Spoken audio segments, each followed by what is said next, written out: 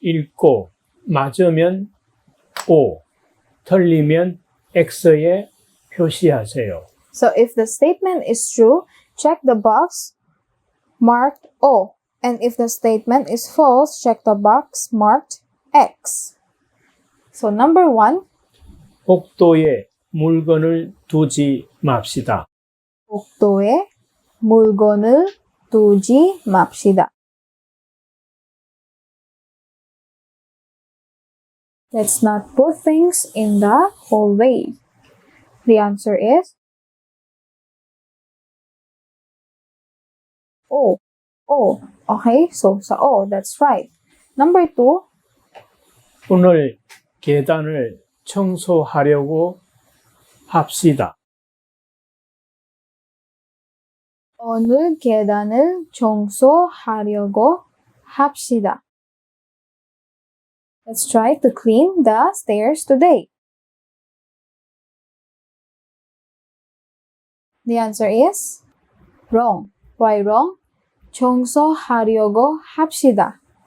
청소하려고 합시다. Let's try cleaning the stairs. So wrong sentence. Because the 계단 should be kept clean or always kept clean. 청소합시다 is the right. Okay, so 려고 is wrong.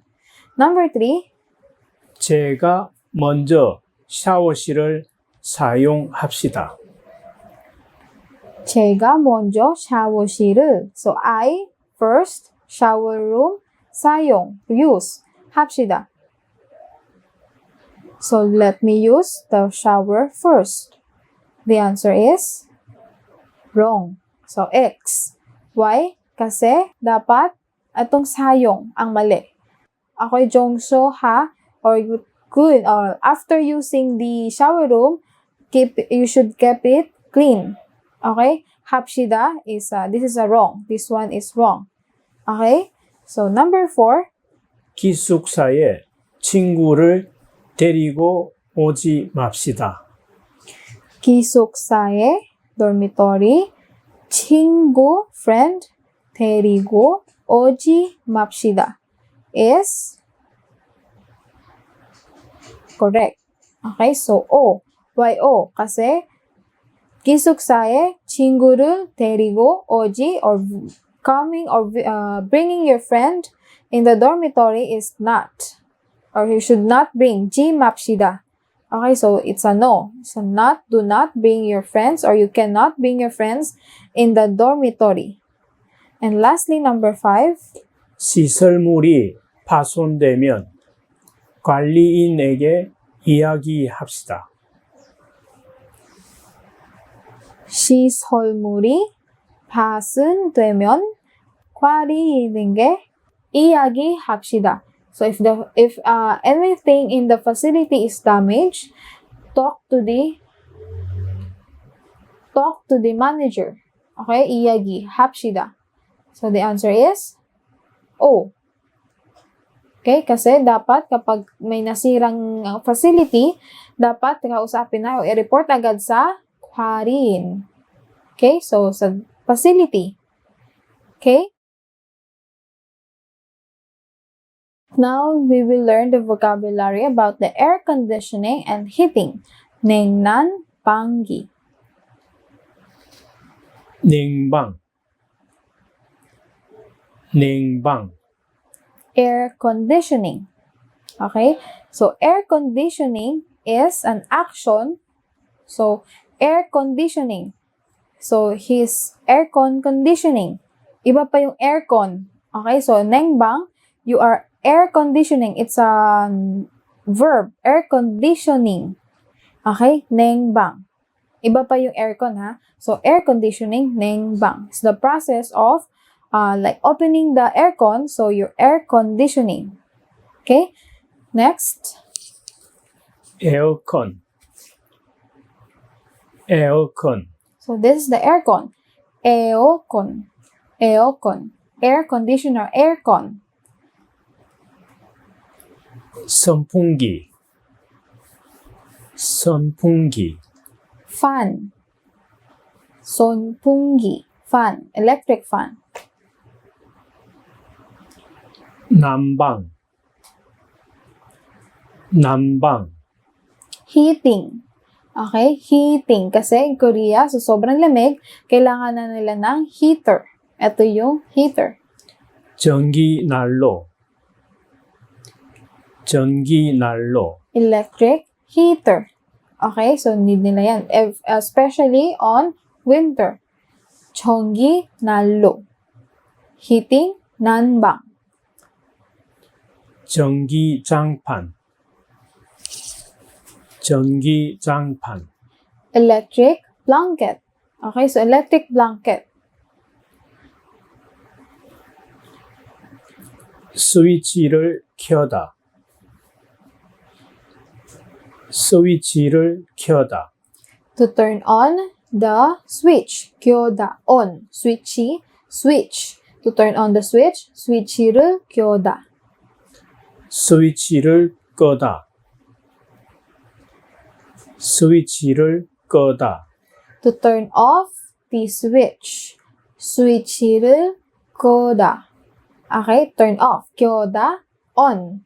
끄다. Off. 끄.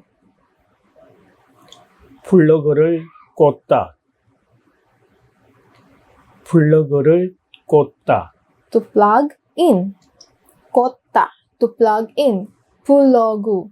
plug in. 꽂다. 플러그를 꽂다. 플러그를 뽑다, 플러그를 뽑다, To unplug. Okay? To unplug. 플러그를 뽑다. 꽂다. To in. To plug in. 뽑다. To plug out or to unplug. To unplug. 뽑다. Now let's learn the grammar 눈동안. Okay? So 눈동안 is attached to a verb. Indicates the duration of an action or a state. In English, equivalent niya ay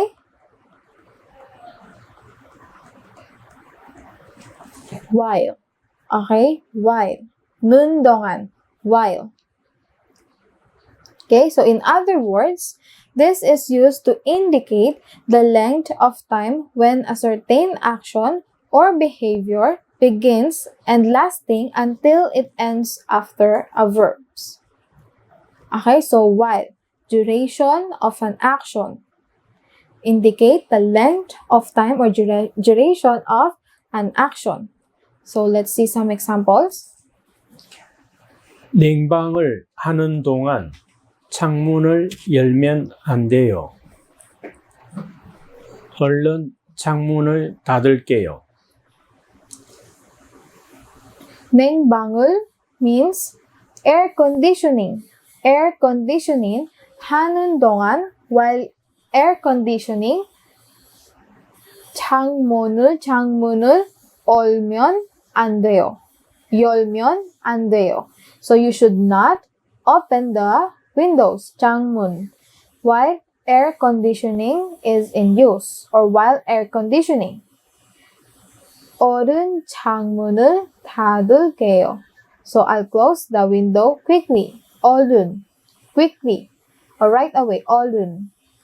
Okay, so while air conditioning, 냉방을 하는 동안. Okay, so while conditioning, so duration of an action. While air conditioning, or 냉방을 하는 동안. Another example. 밖에 나가 있는 동안에는 전기장판을 꼭 끄세요. 네, 알겠습니다. Be sure to turn off the electric pad while you are outside. 네, 알겠습니다. Yes, I understand. 밖에 나가, outside. 있는 동안, meaning, while you are outside, 전기장판을, the electric pad, 꼭 끄세요. Turn off. 꼭 끄세요. 꼭 끄세요. Please turn off your electric pad while you are outside. So the duration of while you are outside, while outside. Okay? So, what's the difference between the nundongan versus the ulte? Nundongan and ulte indicate that while the subject of the first clause is performing some action, the subject of the second clause is also performing an action. Okay, so nundongan does not combine with the adjective. Okay, does not combine. But ulte can be combined with an adjective. So nundongan indicates the total time during which an action occurs. Total time or the duration. Ulte indicate the total time or specific moment in time at which an action takes place. Specific moment of time. Okay? For example, for nundongan, while. Diba? Nundongan, while. Okay? Nundongan, while. Ulte, when. Okay? So, nundongan, for example, while you are outside. Naga, nindongan. Naga, nindongan. Nindongan. While you are outside. While you are outside. Or, while you are sleeping. Okay? Nindongan. So, pag when or ulte, when I play or when I eat. So, meaning specific moment in time. Specific siya, yung ulte. So, when I eat, when I eat. When I play, so when I play. So, playing. So, kapag nandungan, while you are outside, so duration of time lang. Hindi sinasabing ano yung ginagawa niya outside. Okay, so while you are outside, or while you are sleeping. Okay, so yung ano niya, duration lang. So, pareho naman silang nagsasabi ng duration of time. But the nundongan is, but the ulte indicate the total time or the specific moment in time. Okay, specific, mas specific yung ulte kesa sa nundongan. So, remember, nundongan is while. Ulte, when. Okay? When I play, while you are sleeping. Okay? So, that's the ulte and nundongan. Now, let's hear the conversation